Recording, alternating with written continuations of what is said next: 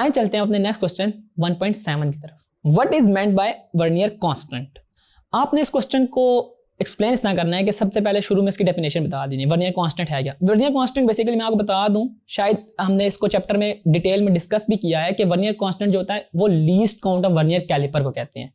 जब हम main scale division को वर्नियर स्केल डिवीजन के साथ सब्ट्रैक्ट करते हैं, जो लीस्ट होती है 0.9 मिलीमीटर होती है वर्नियर कैलिपर, वर्नियर स्केल की जो हमारे पास रीडिंग होती है, ठीक है। तो 1 - 0.9 जब हम करते हैं तो वो 0.1 मिलीमीटर हमारे पास आता है, जो कि least count of vernier caliper है, दैट इज 0.1 मिलीमीटर। या फिर वर्नियर कैलिपर का जो लीस्ट काउंट है, इसका एक फार्मूला भी है, वो मैं आपको बताता हूँ। आपने इसमें ये बता देना है कि least count of vernier caliper है क्या, ठीक है जी।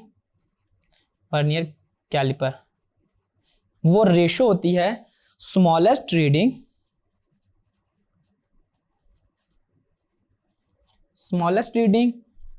On main scale over the number of division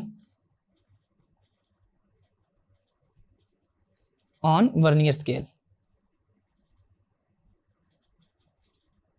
ठीक है। तो smallest reading on main scale हमारे पास क्या होती है, आपको पता है 1 मिलीमीटर, और हमारे पास number of division vernier scale कितनी है 10, तो 10 डिवीजन होती है बेसिकली। तो 1 को जब हम 10 से डिवाइड करते हैं तो हमारे पास least count of the vernier calliper आ जाता है, दैट इज 0.1 मिलीमीटर। तो आपके पास ये दो तरीके हैं वर्नियर कांस्टेंट को, यानी कि least count of the vernier caliper को फाइंड करने के। एक तो ये रेशियो के जरिए, और एक वो कि आप सब्ट्रैक्ट कर लें उसकी स्मॉलेस्ट डिवीजंस को। तो आपके पास पेपर में क्वेश्चन आए तो आपने इन दोनों तरीकों में से कोई एक बता दें, अगर दोनों ही बता देता कोई इसमें हर्ज नहीं, ठीक है। तो आपने क्वेश्चन को इस तरह एक्सप्लेन करना है।